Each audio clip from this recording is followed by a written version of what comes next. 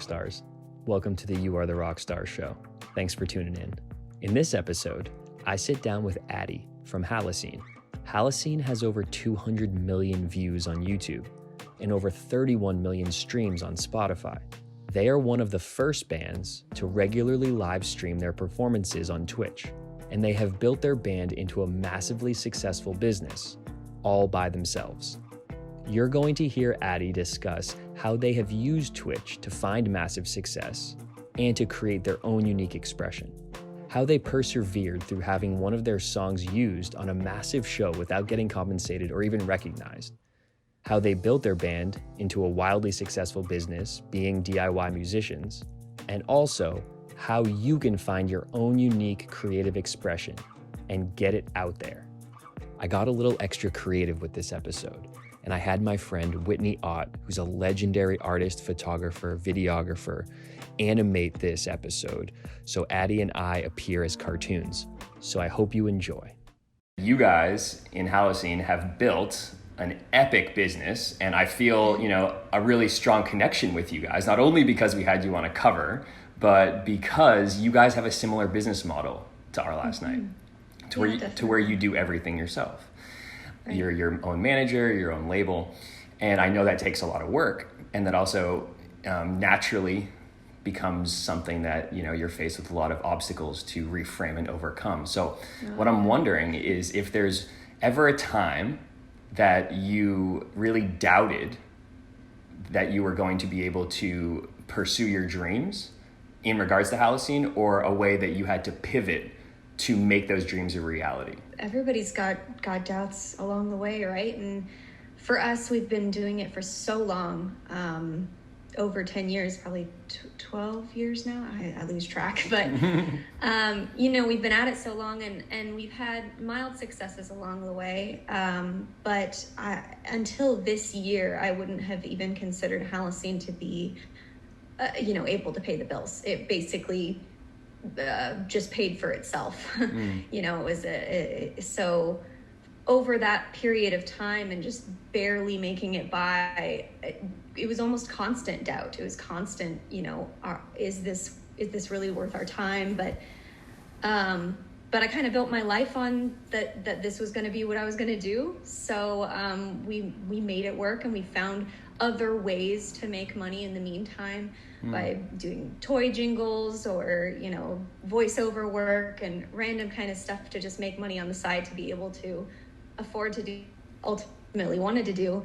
And the year, it just somehow has finally worked out for us. So it's incredible to finally feel that almost like, I was just talking to Joe about it yesterday. It almost feels like a weight has been lifted. Like it's suddenly all the horrible pressure that we've been feeling for so many years to just get to a point where we feel like this could sustain us. It finally feels like we're here, and it's a really good feeling. Congrats. Thank you. It is. I hope you guys celebrate that feeling, because coming from someone who's also experienced it, it's really important to embrace the different spots, especially when they come in the forms of success. Absolutely. And feeling. For you personally, have you had to redefine how you look at success on your journey to be like, hey, maybe I was, holding myself to too high of a standard and I was beating myself up? Yeah, I mean, absolutely. I think a lot of us, that this industry has changed so much and so rapidly that when we were first starting, it was, you got signed to a label and you got sent on a tour, and that was what success meant to a band. And as time went on, it occurred to us that's not going to happen for us. It's just not going to. It just doesn't seem like that's going to be the route that we take. So how are we going to get to where we want to be in a different way? And then you start thinking, okay, how is the internet play into this? How are these YouTube videos working out? How can we reach more people? What is the best way to reach those people? And so, yeah, I think you have to think about it from a different viewpoint. I think a lot of people are so pigeonholed into thinking, well, I want to be this thing, and this is how I'm going to get there. But you have to be open-minded to other things that come along your way. Otherwise, you're just going to feel disappointed every Right. single time that you don't get that one thing. So true. And then sometimes success can come as a gift wrapped in sandpaper too. Absolutely, yeah. In a way, sometimes things are flattering. And I mean, recently, so I saw that you guys, you had somebody unfortunately rip off one of your works, one of your covers. Yeah. And in one regard, that's completely flattering, right? For somebody to, it was Bad Guy, right? Yes, Bad Guy by Billie Eilish. Yeah. So, I mean, your cover is ridiculously epic, first of all. Thank you. And in one way, it's flattering because somebody were to take your work and to use it. But in another regard, it's a constant struggle in the music industry, kind of striving for A, survival, and B, credit sometimes, Sure. And so did you kind of mentally, did you have to accept that? Or did you guys, I know you posted videos talking about it to break it down so people knew, but was there any acceptance or learning lessons like mentally as a band or with yourself that you had to kind of go through? Yeah, it was interesting because obviously at first you're like, wow, there's my not my song, obviously we didn't write it, but very clearly our version being played on this massive platform that we've never really been able to tap into before. So seeing it done that way was so cool, but also so odd to be finding out the way that we did. It wasn't that they reached out to us and said, hey, we'd love to have you on. And, even if they had done that, who knows if we would have even asked for monetary, compensation. We don't really know, because we were sent by a fan, sent us that they were like, hey, I think I heard your version on this TV show. And it was like, oh, well, that doesn't feel very good. Cause it's, you're not getting credited. So nobody knew. But serendipitously, I mean, we made that video thinking, this will get like a few thousand views from, our regular followers. And hopefully we can at least, let them know what the situation is. But then it ended up blowing up, and that was our first 1 million view video. So, I mean, we had never experienced that before. And, I unfortunately wish it had been a different video that had hit that first. But you know what? You just got to accept it, because it's recognition all the same. And people were clearly on our side of things when it came to that. So that was a very positive experience. And it was very overwhelming. I mean, like, people like Keemstar tweeted about it and stuff. So it was very flattering to feel like, well, this show didn't reach out to us. They didn't do it the proper way, but everybody around us seems to really support us. And that was a good feeling overall. Yeah, it's so cool. It reminds me in a way of marketing and promotion and social media. It's so interesting because it can appear sometimes as such a negative thing. And it's that theory that I always get reminded by, is any press is good press. And I think you have to add a little asterisk there, is like, as long as it's press that doesn't ruin your career with like cancel culture right now, you know what I mean? But it's one of those things where, yeah, for sure, should you guys have been compensated, at least tagged, at least, let known that was going to happen, I think for sure. And then you look, and then also in a way, it also blew up that video, therefore blowing up the exposure to you guys, therefore becoming something that was successful to get your reach out there more, which, musician to musician, that's what we're going for, right? It's trying to impact the most amount of people. So then all of a sudden it turns into this thing that like we said, a gift wrapped in sandpaper sometimes. Yeah, and I mean, we really didn't want that to be the way that we got out to people, but that's the way it happened. And I think a lot of people are looking at it now like that it has 1 million views and stuff, and it's like, well, yeah, of course, and of course this was going to blow up, but we had never experienced anything like that before, so we didn't expect it to. And thankfully it did, because imagine if it hadn't, then we really would have been screwed over, right? So it was just kind of chance that it did end up working out. But I know that there's plenty of artists out there that are getting ripped off and aren't getting recognized for it. So we're just one of the lucky ones that it happened to work out for us. But I know there's thousands upon thousands of people that are going through that and not getting recognized for it. It's a real shame. Yeah, for sure. You said one word. I just want to piggyback off of that real quick. You said take a chance, and you guys took a chance on something that was a new technology in Twitch, and you've made it your own. It's so epic to see, because I know when you and Brad came out to the studio in Anaheim when we were there and did the cover with us, you were kind of educating us on Twitch and how it works. And we were mind blown by it because, you know, we're kind of a group of all entrepreneurs. So we're all, you know, super into different ways to get out there and make money and, you know, share your craft. Innovation. Yeah, exactly. Innovation. So when you guys started doing Twitch, was there, you know, like, obviously there's a new learning curve to anything. And I think a lot of people who are doing something creatively, who are trying to get out there, are going to experience this, especially with technology that's evolving so fast, it's hard to keep up with. What would you say to somebody who, you know, wants to get out there creatively and wants to explore different modalities, but doesn't necessarily know how to go about doing that? Yeah, I think that's a really interesting question, because for a long time, you know, YouTube was the place to be, and we were almost forcing ourselves to be on that platform. Like, we're so grateful that YouTube has provided a platform for us, but we never really felt like it was just a fit. You know, it didn't feel like exactly what we were looking for. When we came across Twitch has its own personality. It is its own place with its own intricacies and jokes and memes and all that kind of stuff.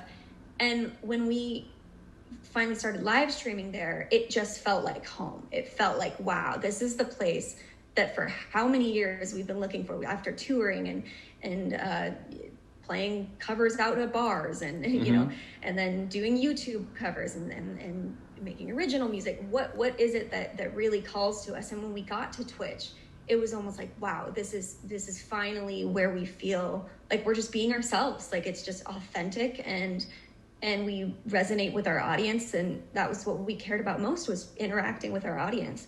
So I think if somebody's looking for where they want to succeed, they have to find where they feel the most authentic to themselves. And that sounds a little cheesy, but it's true, because there's a bunch of different platforms out there now, right? Like, so if that's something that you want to do, you want to get out and, you know, maybe music or art or whatever it is, and you want to reach more people, I would suggest that you look at each platform and which one do you enjoy? Just hang out there for a little while. Which one is the most fun to you and feels just, yep, this is where I want to be. This is nice. Rather than, yep, YouTube's the biggest platform, let's get on that one, or you know, whatever. Maybe it is YouTube, but it could be a different place, and you never really know. There's so many different options for you. Right. Yeah. It's a really beautiful reflection. Thank you for that. I think a lot of people can benefit from hearing, you know, that, because it's really about trying on different things and seeing how they fit for us. And I think that's really important to use if you're creating, if you're promoting, if you're marketing, whatever it is that you're doing. We really got to explore nonstop, you know? It's like, yeah, it's you know, all those steps along the way too are growing. You know, you're growing every time you do something different, whether it works or it doesn't, you're learning. I mean, one of my first jobs was just a call center job doing financial advising for a college. And it's really? Like, I knew that wasn't what I wanted to do, but it made me grow as a person. It made me, you know, understand what that world is, and you know, what it means to have like just a regular old day job, you know. So had I not had that experience, I probably wouldn't have been as appreciative of the life that I have now. So every step is really important. Yeah. And you learn what you like by doing what you don't like. Yeah, absolutely. Right? It's like, yeah, I worked retail too, and I worked retail, I worked desk job, and you know, I think everyone should work those at least once in their life to see how it feels. And I think it also gives us a lot more respect for other people. Let's say 100%. They're wait staff, restaurants, whatever. If you haven't experienced it, some people struggle with empathy, and it's important, I think, we all to try different things, like just as being human is concerned. So kind of keeping it on a little bit more of like a spiritual spectrum, or maybe just mindful practices, I was wondering, do you have any practices that are your go-tos? Yeah, I mean, I think when COVID happened, and it's still happening, it was a shock to all of us, right? Like, we weren't expecting it. I'm a person that really needs to have a schedule in my day. I have to have everything planned out, and if a wrench gets thrown in that, I have a really hard time kind of recovering from it. It's just something that I do, is just having here's what I do in the morning, here's what I do in the evening. And you know, when COVID came along, that really didn't flow with what I was doing. So I've had to adapt. And one thing that was really meaningful to me was doing yoga. I did it every morning. But I did it at my local gym because the teachers there are just incredible, so incredible. And just that feeling of, feeling like I'm starting my day on the right foot, and really taking that moment. And when all of this went down, I didn't know what to do. I mean, I had practiced at home before, but it just wasn't my thing. Mm-hmm. So I really just kind of had to put myself in a different mindset and be like, well, am I just going to not do this, or am I gonna do this? So I've had to start waking up a lot earlier to be able to do that because of my son Paxton, mm-hmm. Who I would normally take to the daycare there at the gym, but I don't have that. Mm-hmm. So I've been having to wake up 5-6 in the morning to be able to still add that into my routine. But I feel like it's really beneficial just to my mental state to feel like I still have that bit of normal. If you could go back in time, let's say you could visit like little Addie, and there was one thing that you could tell her, because I love, and this is something I've learned through yoga, is the connection with our childlike spirit that's always existing within us. I think as we get older, we have to continuously work to get back to where we were as a child. And that's through creative expression, through just expansion, through just like forgiveness, compassion, all these really, really epic things that are necessary as we evolve as humans. We just tend to forget them, I think, as we get older. So I'm wondering, if there was something that you'd like to remind little Addie, is there any like specific message that comes to mind right now? That's a fantastic one. And a very complicated one at that, obviously. I feel like when I was really young, I didn't have a lot of friends. I didn't have a lot of purpose at the time. I almost felt like I was not living in another body, but it just wasn't the life I wanted to live as a kid. Like I didn't want to be a kid.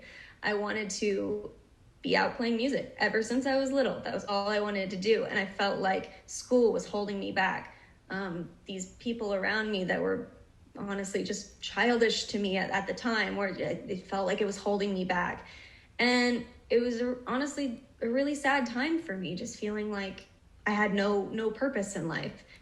So I think it just would have been to just keep looking forward, just like, that keep looking on to what will be, and try not to get too caught up in the day-to-day, because it really was just feeling like you weren't meant to be where you're at. But that doesn't mean that you aren't meant to. You are meant to be where you're at, so that you can get to where you need to be.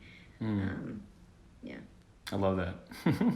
I mean, it's so good because in a way it kind of welcomes transformation while also looking at a specific point in time as being good enough, because we all are. We just operate, I think, from the illusion that we're not, or that we need more to be accepted or whole.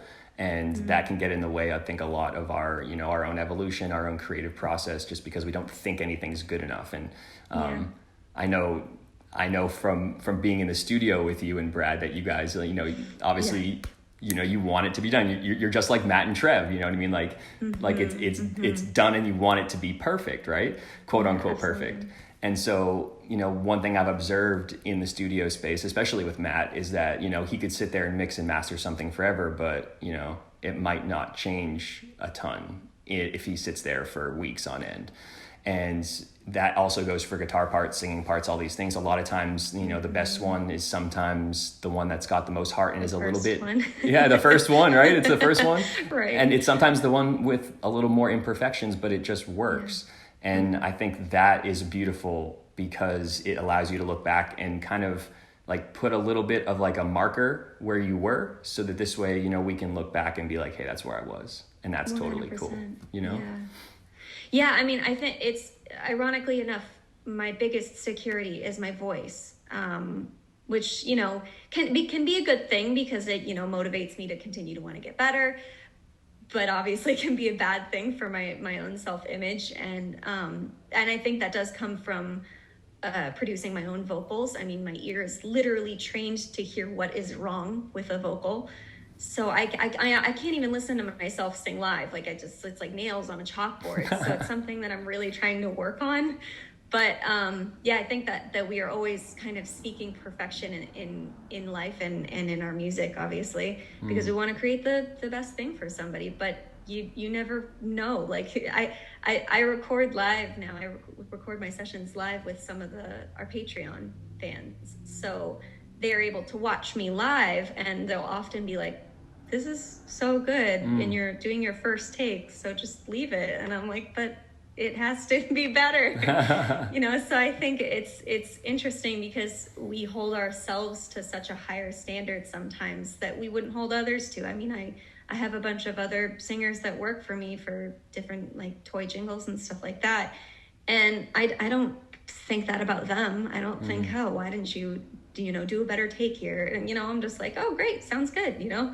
Why don't I think that about myself? It's something that I'm constantly trying to work on, and I think everybody kind of struggles with that. Yeah, totally, because it gives us the really intense, like microscopic introspection.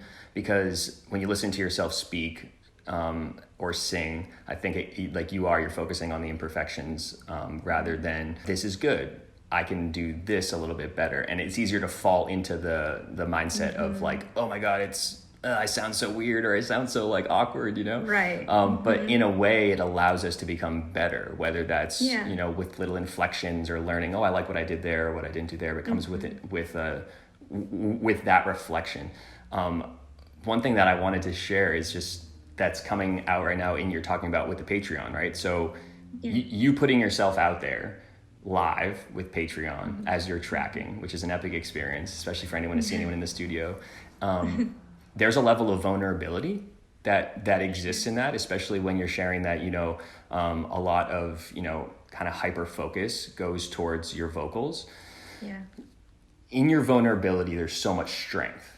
And so have you felt in doing that it's made you more comfortable with sharing that by like just putting it live on Patreon and be like, you know what, I'm just going to go for it? Yeah. I mean, I think that the live aspect probably started with Twitch and how we were performing live that way, because it was very much just an organic live performance constantly. And we didn't approach our live performances on Twitch with like we're gonna play this set and it's gonna be a practice set or anything like that. We really wanted it to be a very just let's have some fun kind of experience. So people request songs we don't even know, and we just try to learn them on the spot. So things like that really pushed me to be a little more comfortable with not sounding so great. And that's what's interesting about it is right, I don't have any insecurity about other people watching me. Because I think I deep down know, I'm like, yeah, it's it's okay. It sounds good. It's I have these imperfections, but this is a live experience, and I think I take it into account that way. But then when I hear myself back, I hold myself to a higher standard somehow. So yeah, it's great. But I love hearing the fans' feedback, because it is just so motivating to continue going. And I'm sitting here doing a take 20 times in a row, and they're telling me it sounds really good, just keep going, it sounds good. And so it's nice to have that affirmation from them. Yeah, to get that reflection back. Yeah. I love it.